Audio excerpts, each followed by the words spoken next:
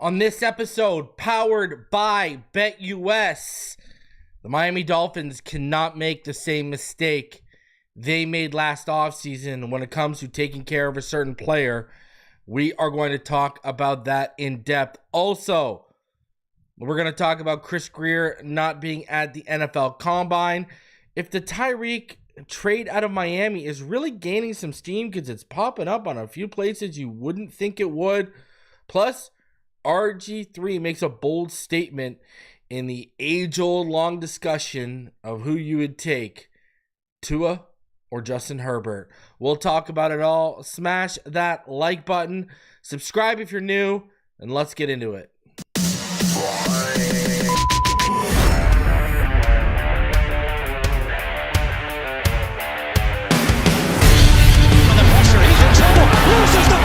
Touchdown! Got it! You have got to be kidding me. Jalen Waddle has a Dolphin touchdown. And he will score! Field down the near side, man open, touchdown!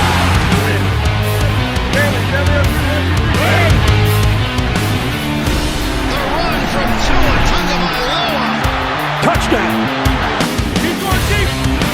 He's got it for the touchdown again!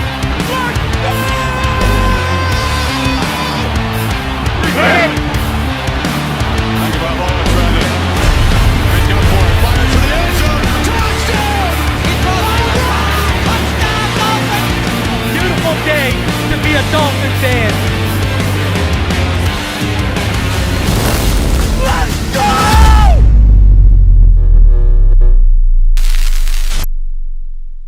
What is good, Fin Nation? What's good? It's your boy Reason, and you know what time it is. We are back here for another one. I appreciate each and every one of you coming through on this Sunday as, hey, we're getting ready for Combine Week, and we're going to find out, and we're going to see how some guys test. But, hey, man, as usual, it looks like Tuesday I'm going to drop a special Combine video for all of you guys. So be out on the lookout for that. Also, you know, Thursday when it's me and Neil, we're going to be talking about the Combine and the draft. So Combine coverage this week on Phinside The NFL. Stay locked in.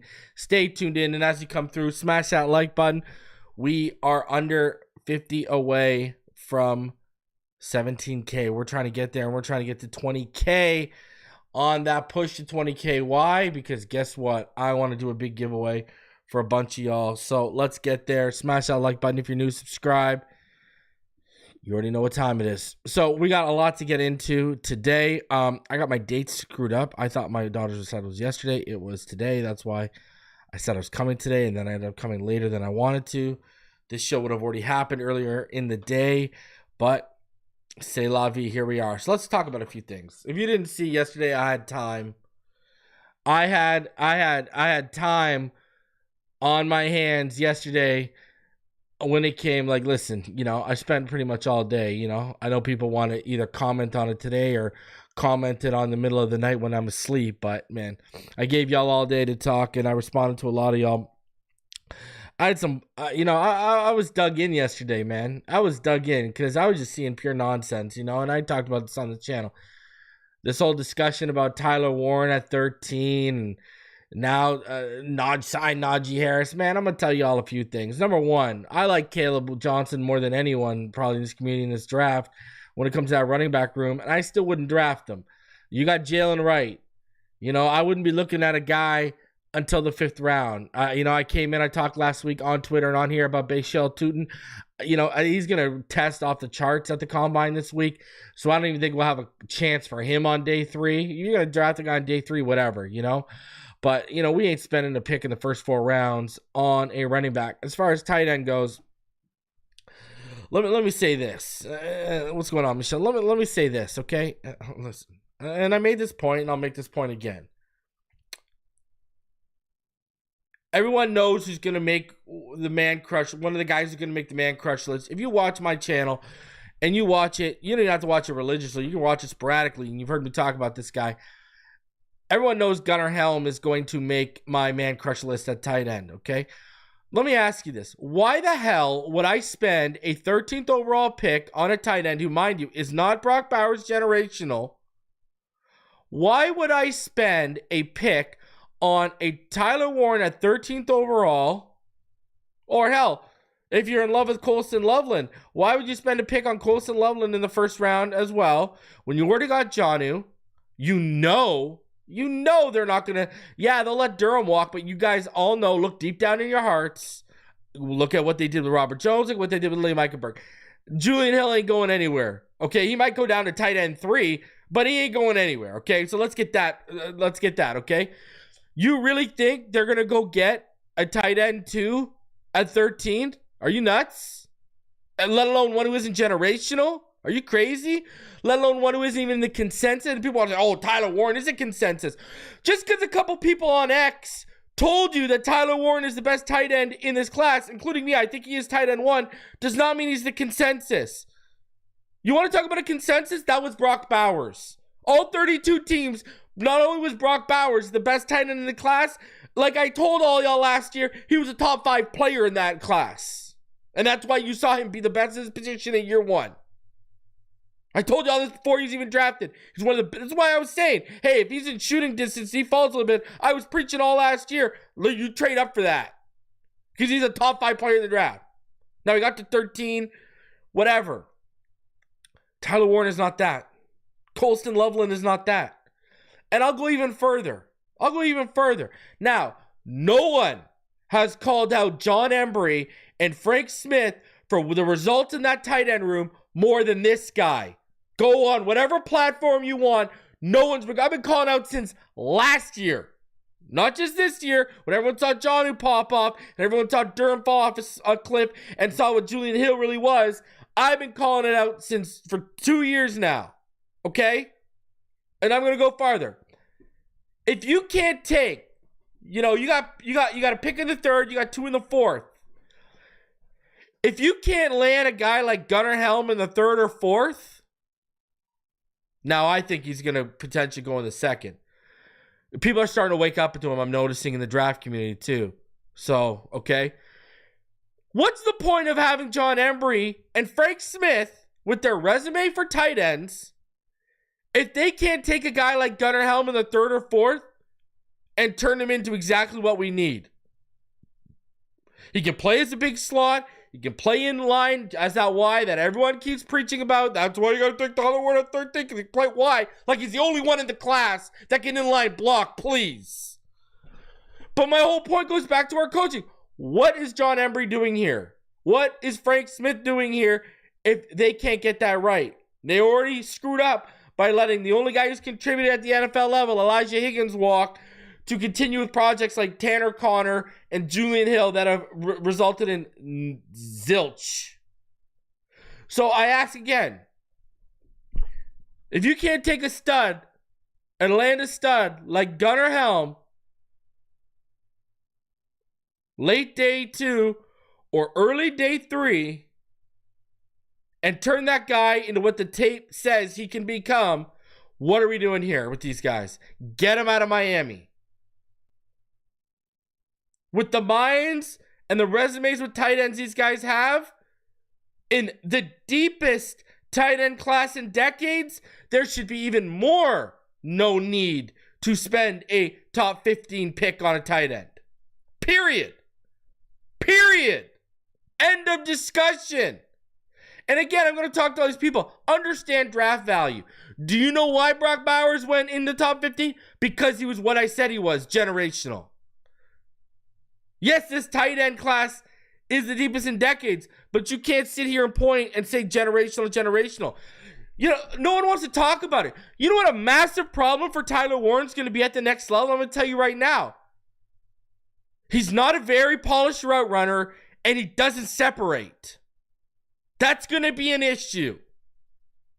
Yeah, sure, he's got that power behind him. Yeah, sure, he's a high-end blocker.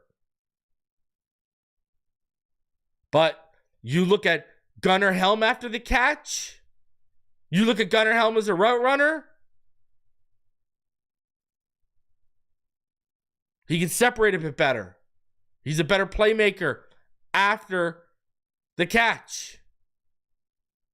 Yeah, he's still big. He's still powerful, can block. But Gunnar Helm's the one, I'm telling you right now.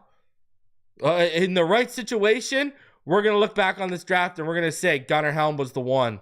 I'm telling you right now, I got that vibe. So, no. Okay? And again, this goes back to coaching. What's the point of having John Embree on this staff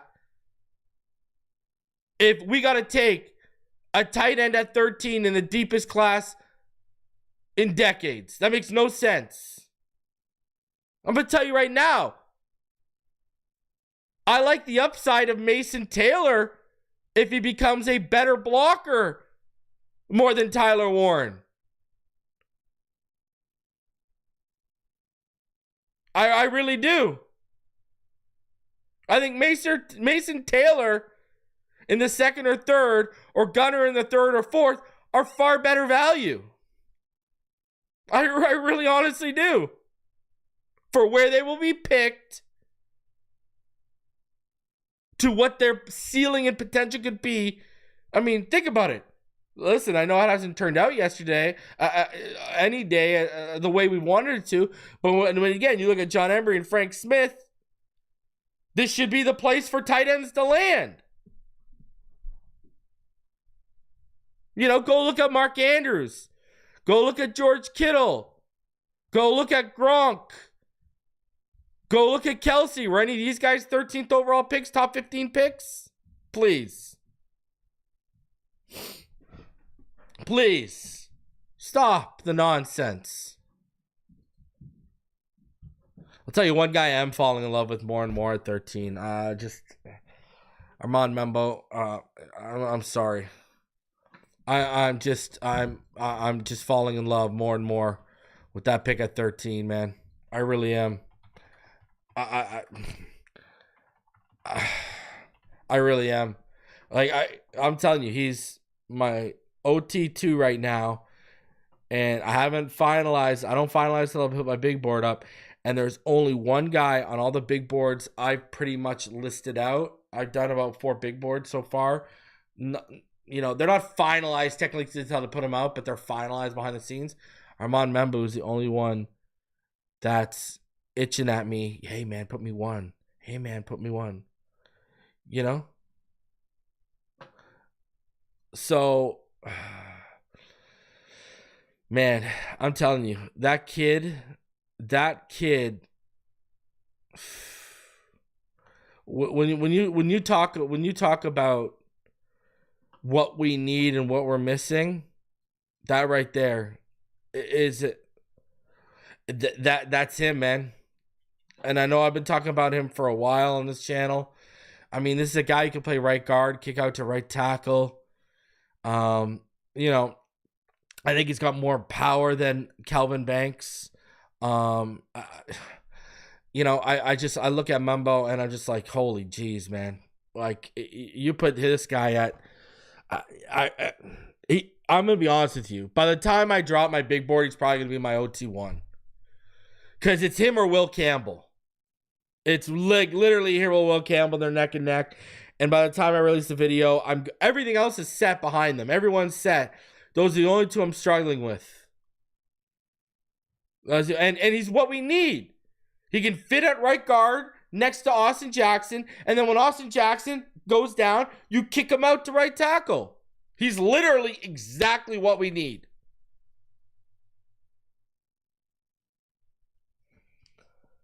I look at Armand Membou and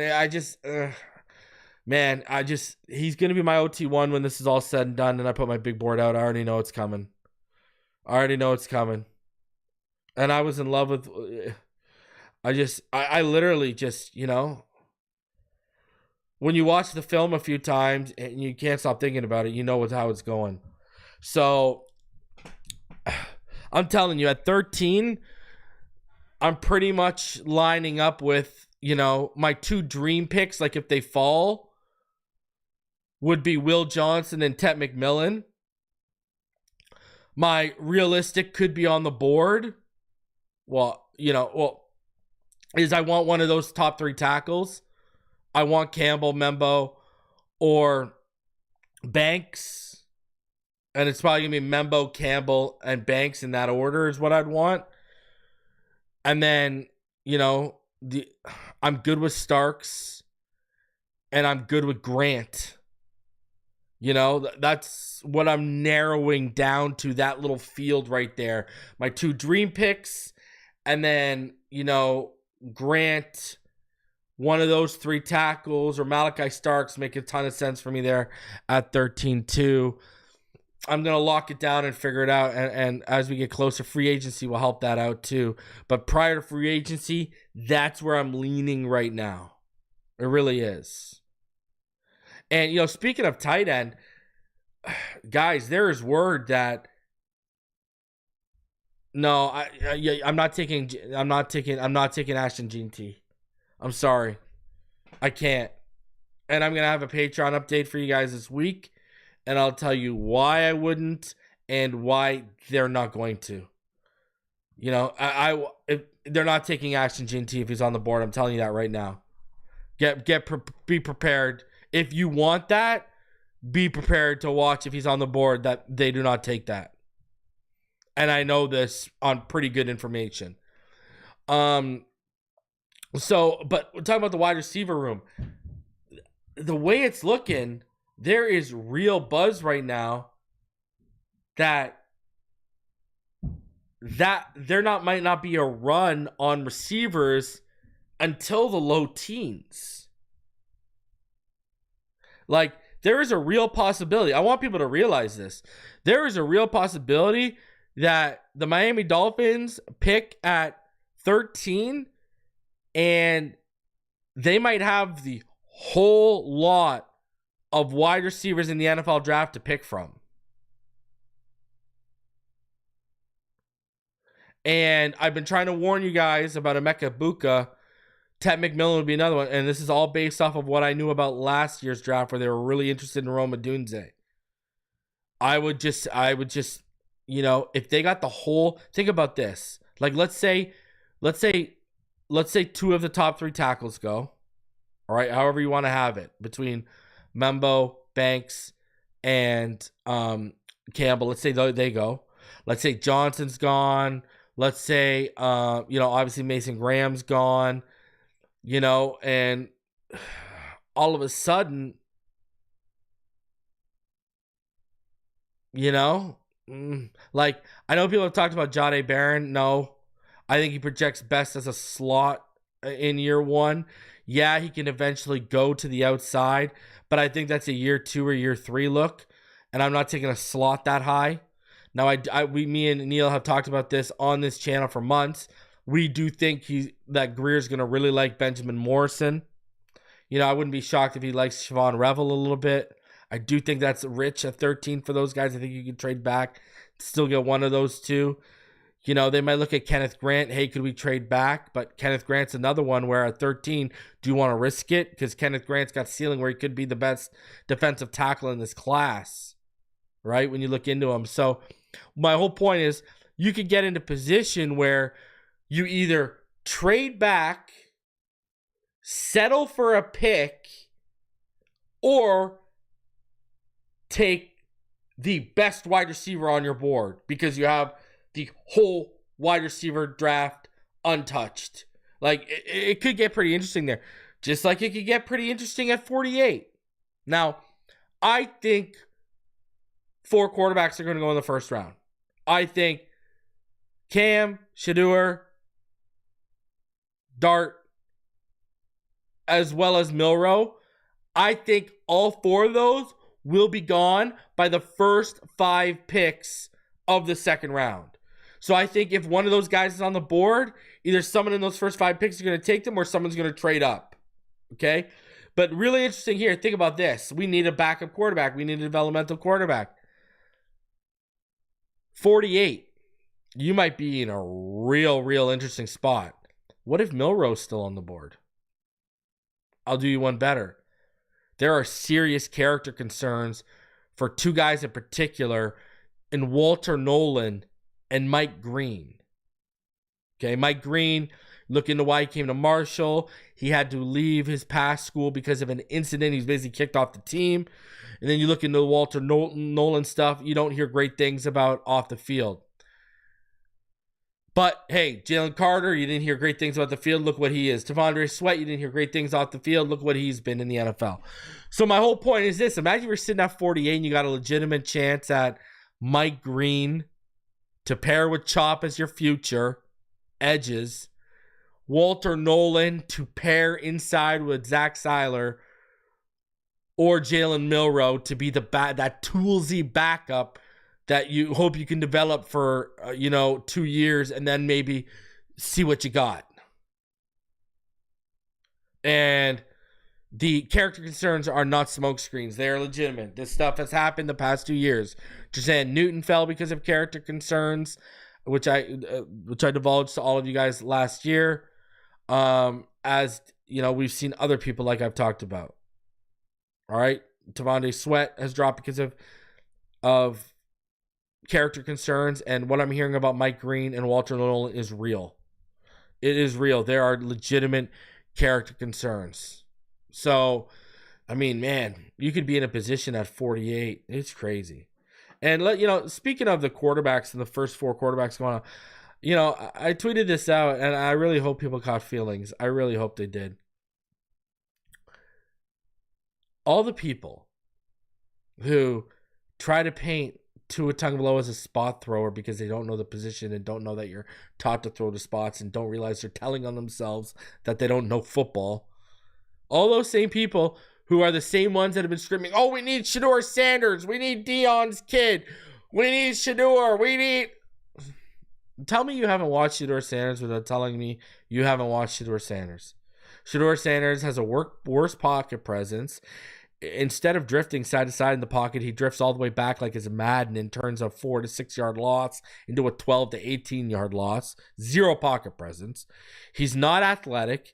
He doesn't have that first step quickness and evasiveness in him that you see a guy like Tua does, that when you're a pocket passer, but sometimes you got to have that to avoid the first rusher. How many times have we seen Tua avoid sacks because of that first step quickness, right? He doesn't have the high IQ of Tua. He's not the processor at Tua's level, and even that Tua was coming out of Alabama. But the one thing that they do share in common, and it's probably one of Shedeur Sanders' best traits, is what? Shedeur throws to spots with anticipation, people. That's literally one of Shedeur Sanders. So, when I see these takes of, they need Shedeur, they need to get rid of Tua.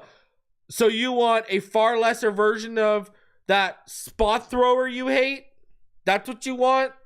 Tell me you don't know ball without telling me you don't know ball. And tell me you have an agenda without having... Again, matter of fact, tell me you ain't even really watched or studied Shedeur Sanders, but you're out here telling people you want him. For what? To sound cool? To look cool? I don't get it. If you have ever held Tua in a negative light because he's a spot thrower, and yet you go out and champion and campaign for Shedeur Sanders to Miami, what else can I tell you? You're a liar who doesn't know football. You've lied about watching the player because clearly you haven't. And you don't know football because you don't know what Shedeur does well and what Tua does well and where they have certain similarities, and spot throwing being one of them. But bravo to you for trying to look cool. I guess that's where we're at these days. Where everyone wants to just look cool. Absolutely hilarious to me. And if you want a healthy version of Tua, Shedeur Sanders is not it. He does not have the pocket presence. He does not have the feel for the pocket. You want something real for you? He might have a worse arm than Tua throwing deep. Shedeur Sanders is going to come into the NFL and have one of the weakest arms. That is like a fact. Go watch the kid. Right? Why do you think people are in love, like me, are in love with Jackson Dart? Right? You look at the tools, you look at the arm. Why do you think people are in love with Milroe? You look at the tools, you look at the arm. Cam Ward, processor, high football IQ, far better arm. Why do you think people are trying to make Tyler Shaw into something right now? Even though he's going to be 26 this year. Because of the tools and because of the arm. And because of up here. So, I'm just saying. If you're going to lie about watching the film, at least know what the hell you're lying about. All right. Speaking of the draft, shout out to BetUS. They got you covered for the draft. Who do you think the first overall pick is going to be? Is it going to be Cam Ward, Abdul Carter, Shedeur Sanders, Travis Hunter? Head over to BetUS.com right now. Use promo code YouTube150. That's YouTube150. Get your first three deposits matched by 150% up to $2,000. 24/7 customer service. Some of the quickest payouts in the industry. Shout out to BetUS. And you know it's going to be Cam Ward. You just know it's going to be Cam Ward. I'm sorry. You just know it's going to be Cam Ward. It is what it is. It just is what it is. And yes, Kyle McCord would be nice. Everyone, you know, we've been riding that Kyle McCord train over here for quite a while. But there's only 4 quarterbacks I would take in the first 4 rounds. And that would be Cam, Shedeur, it'd be Cam, Dart, Milroe, and Shedeur would be the first only 4 quarterbacks I'd take. You get McCord, you get a Rourke, you get a Gabriel. You want to get them in the 5th round or beyond, right? Like, you just want to. Seth Hennigan, whoever you want to go after, you know? So you want to get them in the 5th or beyond. So let's get into this. The Dolphins. They just can't make the same mistake they just made last offseason. What am I talking about? I'm talking about when they handed out a massive extension to Tagovailoa. Now, we know they waited until, damn near the end of the preseason, right? Well, right before the preseason opened up, damn near the end of training camp, right? The Miami Dolphins, when they signed Tua Tagovailoa a 4-year deal worth $212.4 million, it was around the end of July. Now, why am I bringing this up? Because I am talking about Jalen Phillips. I mentioned Mike Green potentially being there at 48. I've told y'all all season that I've heard they really like Michael Williams from Georgia. Hell, they may take Jalen Walker, who could offer you as a linebacker and as a pass rusher. And we know how Grier loves his premium positions. You just cannot extend Jalen Phillips. I know everyone. I know everyone, all right, loves a good story. I know everyone, they're just fans of what Jalen Phillips has done and, how he's persevered, how he's always overcame injury and the potentially shown on the field. Man, I get all that. And I'm a Jalen Phillips fan. Y'all know this. I am a legitimate Jalen Phillips fan. Go ask Rhino Sith, one of the OGs here. I was going around back when Larry L was around.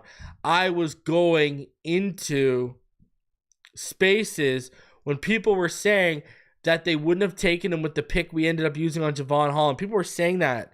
And I was saying, y'all are crazy. I was saying if this guy didn't have the injury history, he would be seen as a better prospect than Chase Young. That's what I said. And I ended up being 110% right. Chase Young's a dud. And I get it, man. We all want to fall in love with what we saw in 2021. The 8.5 sacks, 2023. Played 8 games, had 6.5 sacks. And we were like, yo, this is going to be a 13 to 15 sack season. We all know what the potential is. But man, if there's anyone who needs to play on their 5th year, it is Jalen Phillips. Now, he's going to be making $13.25 million. And, here's where it gets, the franchise tag after this year, right? It's going to be a little over $25 million. You look at the highest paid edge rushers in the NFL right now. Nick Bosa makes about $34 a year. Josh Hines Allen makes about $28.25 million a year. Brian Burns makes about $28.2 million a year. TJ Watt makes about $28 million a year. Myles Garrett makes about 25.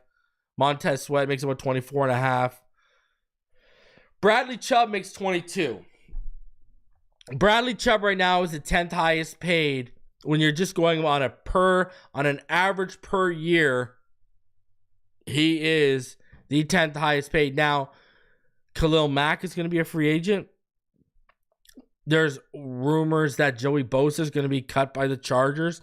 So there's going to be edges that hit the market, potentially getting some more money here. My thing is when you start looking at that number, like we traded all that we traded for Bradley Chubb, paid him, and what have we got? And now, let's be real here. Let's keep it $150. All right? You got a guy in Jalen Phillips who's played 12 games over the last 2 years. Right now, he's averaging 6 games a season over the last 2 years after playing his first 2 years healthy. And the problem you're getting into is he's an explosive athlete, and these are lower extremity injuries that are going to be stacking up. And that's the problem here, too. You got an explosive player, and you got lower extremity injuries that are stacking up on him. What does that tell you? His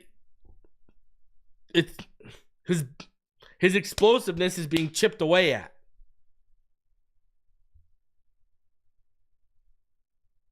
Now, Jalen Phillips plays his 5th year, stays healthy, flirts with 13 to 15 sacks. Okay, let's talk. But I would still be weary.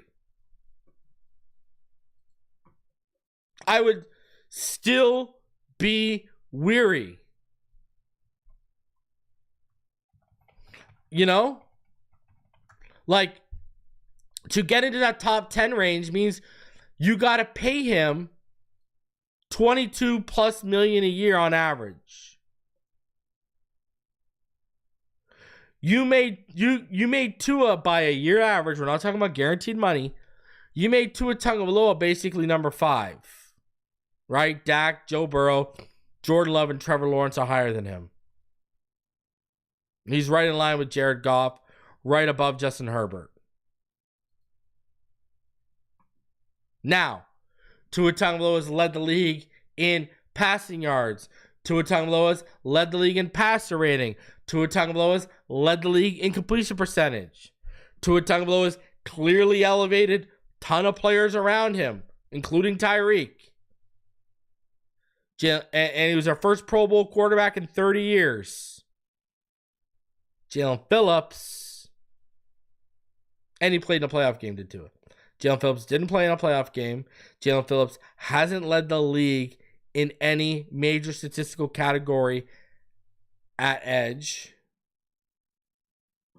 But I would say Jalen Phillips helps make guys around him better on that front. So I will not take that away from Jalen Phillips when he's healthy. But you cannot afford...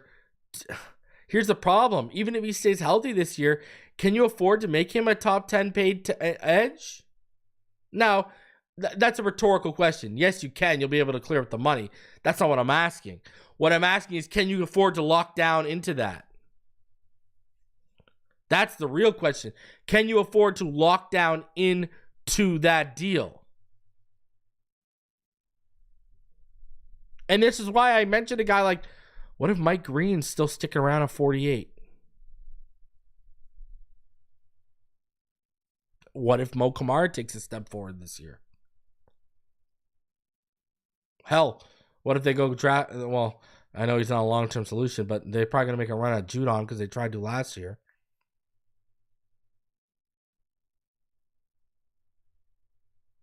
So, it's crazy.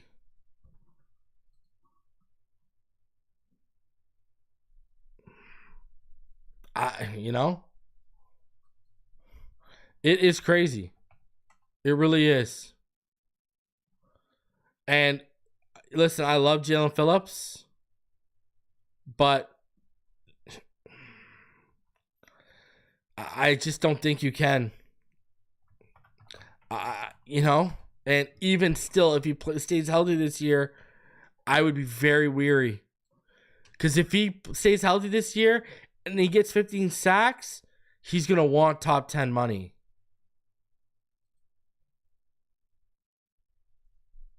That's just a fact.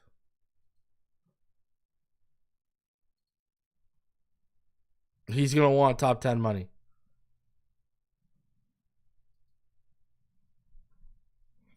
So, we'll see. But Jalen Phillips, I don't think you can make that mistake again. Paying a guy and making him top 10 paid at his position who just can't stay healthy. That's something they're going to have to start changing. And really, like, what is there out there? I mean, Khalil Mack, Josh Sweat, Hassan Reddick this year. Chase Young's out there. Azeez Ojulari's probably going to be out there. Which would be interesting. Imagine if they got Azeez Ojulari. I'd love that. So, we'll see. But Jalen Phillips, man, I would let that 5th-year play out.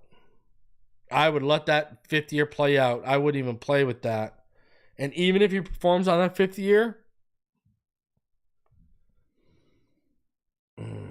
I would be down to making you a top 15 paid guy. Top 10, we got to see how the year goes. Like, if you have a really great year, maybe on the cusp of 10, like to the 8 to 10 range. But I ain't talking no top 5 nonsense. I'm just not. So you got to let this man play on the 5th year. You cannot make that same mistake again. You got to let him play on his 5th year. And this is coming from a guy who said you were in a position last year where you had to pay Tua. And I will say right now, don't make that mistake with Jalen Phillips. Quarterback's one thing, who's led the league in 3 different major statistical categories. A rusher who we are still waiting on that potential. Like, we've seen what Tua can be. We haven't yet seen what Jalen Phillips can fully be. So, you got to let that one play out a little bit, in my opinion.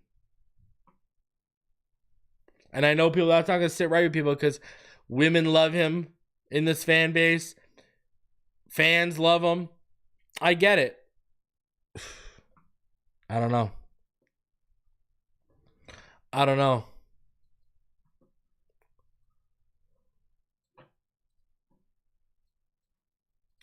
So, shout out to, first of all, I want to shout out Aaron, came through, said, sorry to kill the mood.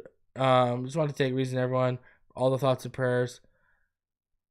My wife lost her battle with cancer this past Friday. Her name is Kathleen, and she was 51. Man, Aaron, if I can even take a minute away of that pain, and just by being up here, then I can go to sleep a happy man. I can't imagine what you're going through right now. I know you've been continuously updating us throughout her battle. And, hey man, like, I'm literally about to, you can see, right? I'm feeling it right now, man. Just because you've kept us updated along the whole way in the chat. And I know we've all been praying for her for quite some time now. I'm sorry, man. I'm here for you. You text, you email me, Phinside The NFL @gmail.com. I'll give you my phone number. You can text me, whatever you need, man. I know nothing I can say can permanently take away that pain, but just find solace in the fact that No longer is she in pain. No longer is she struggling. And it's not a matter of if, it's a matter of time and when you are going to see her again, my friend. So, hey, my heart reaches out to you. I feel absolutely awful for you. You will be in my thoughts for far more than just when this show is going on and when it ends, my friend. I love you, bro. Stay strong. And I'm here for you. Anything you need, man. All right? And everyone, send positive energy and send well wishes Aaron's way, because I'm a big believer in energy, and let's try to sprinkle as much on him as we can. Absolutely awful news. Awful news.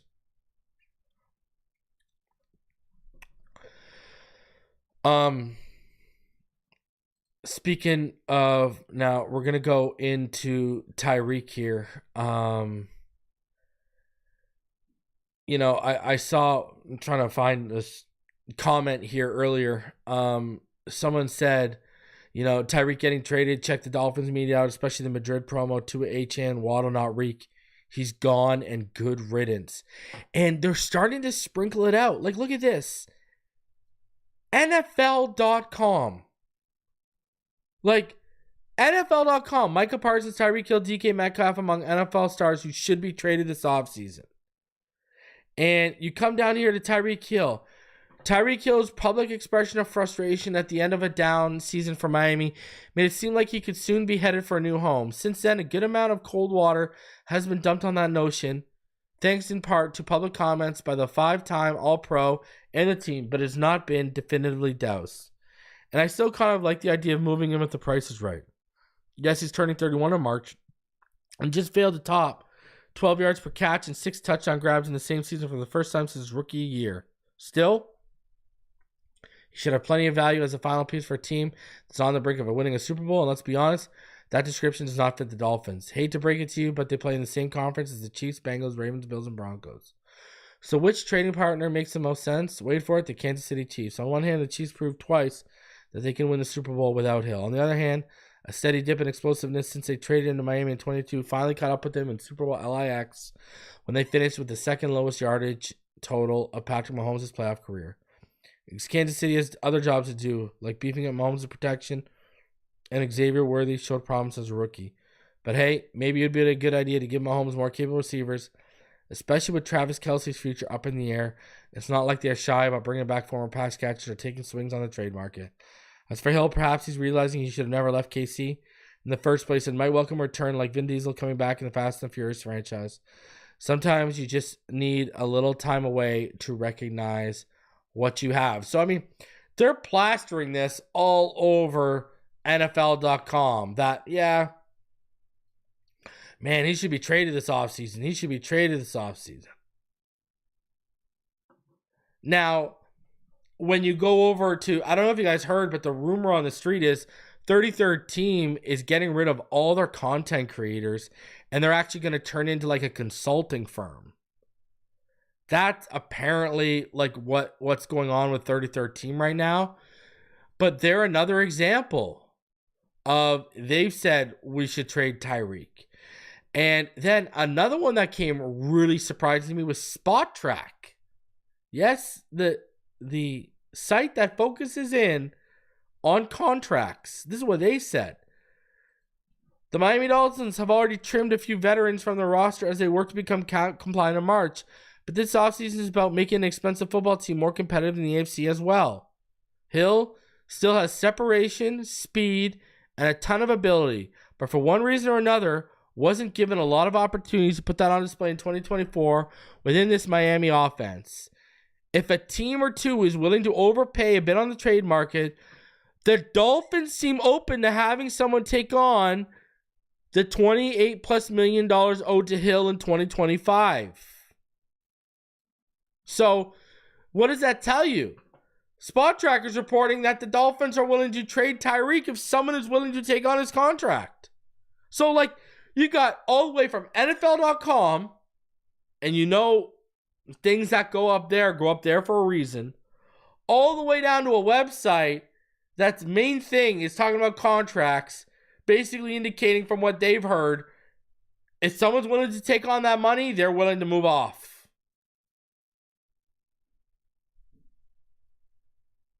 Like, this isn't dying down. This isn't going away anywhere, it seems. At all. At all.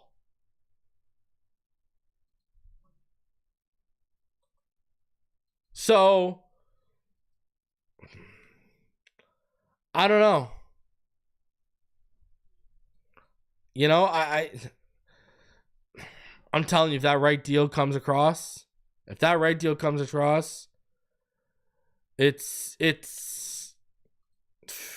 coming down. Like, they're going to make the move if the right deal comes across. You can bet your bottom dollar right now. They just got to see the right deal.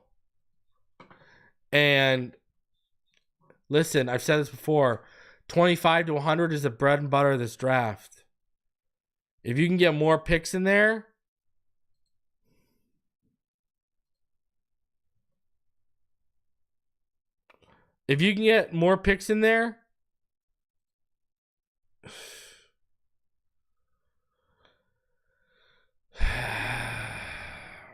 I don't know. If you could get a second and a fourth or a second and a third, I would really, really think about it.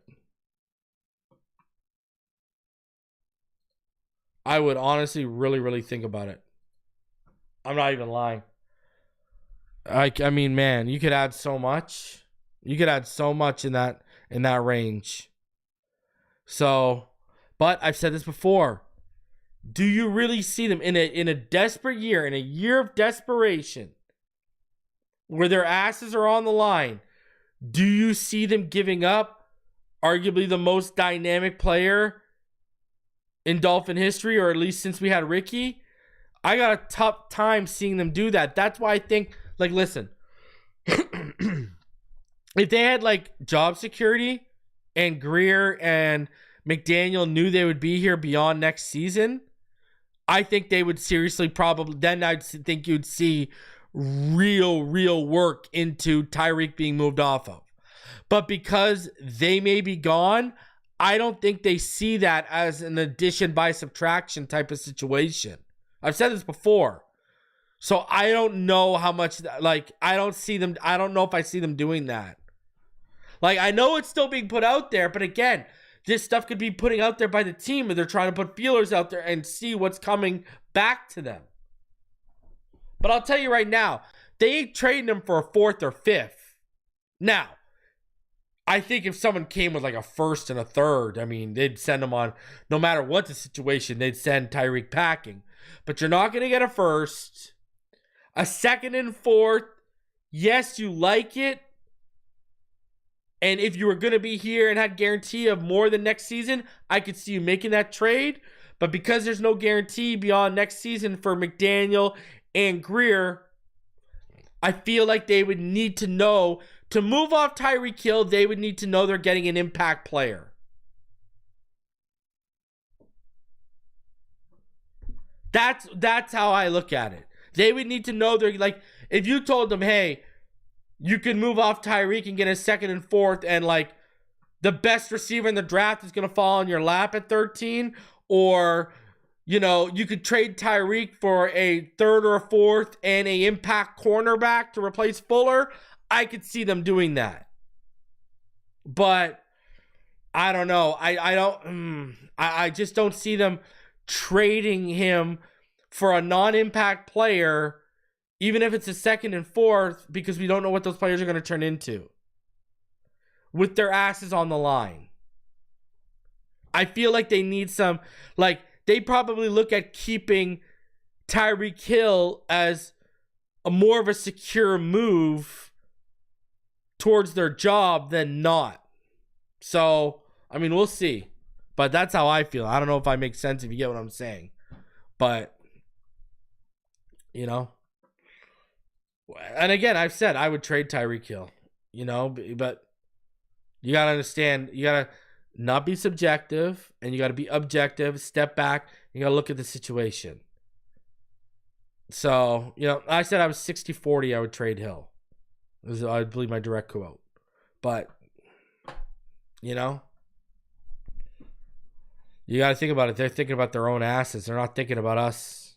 Let's be honest. Let's keep it $150, right? So, now, we talked about Tua Tagovailoa earlier. RG3, he said something very interesting that a lot of Herbert fans aren't going to like. Check this out. I said you can have Tua moving forward or Justin Herbert. Who would I take? Yeah. Hate that question, Dan. Damn it. You set it up. I didn't set it up. You set it up. You're just trying to get the Miami Dolphins You fan brought to get in mad Tua. at me. You brought in Tua. I did bring in Tua. I did bring in Tua. I did. So all right. If I had to pick, I'm taking Tua Tagovailoa. I am. I'm taking Tua over Justin Herbert. So why does that hold a little weight, and why am I even playing it? That's coming from a mobile quarterback who was a very good passer, man. If he never got injured, we really missed something special with him. I'm telling you right now, we missed something special with RG3. Okay? That's coming from a mobile quarterback. That's not coming from a Drew Brees or Tom Brady or a pocket quarterback. That's coming from a guy who, in Washington, under McDaniel, had to run the read option. So, that holds, like, RG3, his game can relate a little bit more to Herbert than it can to Tua. I'm just saying. Remember, RG3 didn't want to become that pocket quarterback that Shanahan said, you need to become this to win at this level. Right? And RG3 wanted nothing to do with it. And now what's he doing? He's taking the pocket, the Samoan's assassin, the Samoan sniper. He's taking the pocket quarterback over the guy who's more prototypical size, still a little injury prone, but prototypical. Burrow, Tua, and Herbert are all injury prone. Let's be real. He's taking the pocket passer over the big arm and the prototypical size with the wheels that can extend plays. I'm just saying. That coming from the mobile quarterback who was Deshaun Watson's rookie year before Deshaun Watson was a rookie. If you remember that RG3 rookie year special. Remember, it was him or Andrew Luck. And that first year, he won Rookie of the Year, not Andrew Luck. All right? And we all know how special Andrew Luck was coming out. If RG3 never got hurt, man, we missed something special in that kid.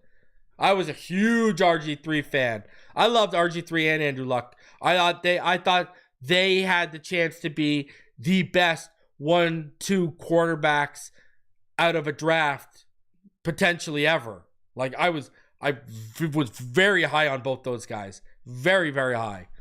And man, just sad RG3 didn't adapt and he was young and immature. So that holds weight with me a little bit. I had to just shout out. Big RG3 fan. For all of you hoping that Mike McDaniel may give up play calling sometime soon, stuff like this doesn't happen. We spoke about 33rd team earlier. Well, they came out with this article ranking every NFL offensive play caller entering the 2025 season. All right. So at number 1, Kyle Shanahan. All right. Number 2, Sean McVay. Number 3, Matt LaFleur. Are we noticing a trend here? Number 4, Kevin O'Connell. Number 5, Andy Reid. The disrespect. Number 6, Ben Johnson. Number 7, Sean Payton. And good old, they've listed Mike McDaniel as a top 10 NFL play caller. Number 8. They say it's hard to completely grasp McDaniel and the Miami Dolphins offense from this past season. Miami's offense is unique in the way it asks the quarterback to get rid of the ball quickly and the receivers to get down the field faster than any other offense in the league. We saw how that doesn't work quite as well with the backup quarterbacks on the roster. McDaniel was able to throw a changeup every year, but didn't really have one this year. Tua Tagovailoa was better out of structure, but that wasn't so much on the play calling. After designing the best run game in the league last season, the Dolphins managed one of the least efficient in the league this year. Still, Miami got the ball to Devon Achane in space in the passing game to counter. In the games that Tagovailoa was on the field, the Dolphins averaged .08 EPA per play, which would have tied with Philadelphia Eagles as 8th during the season. I mean, they list him as 8, and then they give a bunch of reasons why we were down this year. Remember, they put him ahead of Cliff Kingsbury. They put him ahead of Joe Brady in Buffalo. And I don't know if I even agree with that. They put him ahead of Liam Cohen, Todd Monken, Dave Canellis, the Kellen Moore, who called a masterful game in the Philadelphia Eagles in that Super Bowl. You know, you can make the argument Kellen Moore and Joe Brady are better play callers than him. Right? They put him ahead of Stefanski, Steichen, Chip Kelly, Brian Dabble, I would agree with that. Arthur Smith, etc., etc. So, I don't know. Top 10? That ain't going to help our case to try and, have some. That guy probably pinned that on the wall. Probably pin it on the wall, showing everyone that walk in. Say, see, look at it. They think I'm a top 10 guy. Like, when you talk about from a schematic and a play design, a playbook point of view, yeah, he's a top 10 mind. Now, when it comes to executing that game plan on game day and being in the flow of the game as a play caller, no, he's not top 10. There's just no way I'll agree with that. And we're Dolphin fans. We would be the first ones to admit if he's a top 10 play caller. Like, please. Did whoever wrote that article, have you not watched this man in crunch time? At least 2 of this past year, he showed he was turning a corner in big games against good teams. Mike McDaniel didn't as a play caller. I don't know what we're talking about. So, yeah, I don't know about that. And if he was such a good play caller, we wouldn't have such a fall off when Tua is out of the lineup. He would be able to play call to his quarterback's strengths and weaknesses. No, I just can't get down with that at all. I see someone in the chat who's been talking about him. Listen, I've been talking about Ricky White from UNLV on this channel for months. Ricky White is my guy. I love him. I'm a big-time Ricky White fan. Love him. There's a lot of guys in this draft at wide receiver. Savion Williams, Jack Besh, Jaden Higgins, Jalen Noel, Ricky White's another one that we named that I like. Man, there's some guys, there's some studs in this wide receiver class. Let that be known. But I want that Higgins, Savion Williams, Besh, Ted McMillan, Emeka Buka. I need that frame. I need that, I need that 6'2" to 6'5" guy who can win at the catch point, who could be a threat in the end zone, in the red zone. I need that now. I need some size here. Pause. So, yeah. Man, we got a big week ahead of us, guys. We got the combine coming. I want, you want a reality check? You want a reality check right now? I got, Reason's always got the reality check for you.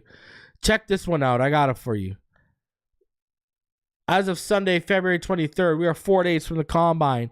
We are 9 days from the franchise tag deadline. We are 17 days from free agency. We are 60 days from the draft. We are 80 days from the schedule release. We are 143 days from training camp. We are 165 days from preseason.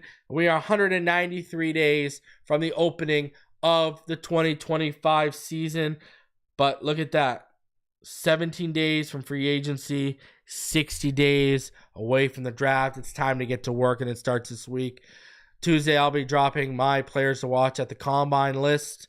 We do that every year. I dropped 50 players last year. I'll do another 50 this year for y'all. We'll have Richmond and ball game back on Wednesday. Me and Neil on Thursday. I will probably be live tomorrow as well. And, you know, we're going to be dropping next week, not this week coming up, but the week after, we're going to be dropping our first big free agency video. I will be dropping my free agency target video. And then we'll be dropping our first big board not too long after that. So, you ready? You ready for Information Nation, intoxication, and a collaboration between us all? Let's go. So, smash that like button. Subscribe if you are new.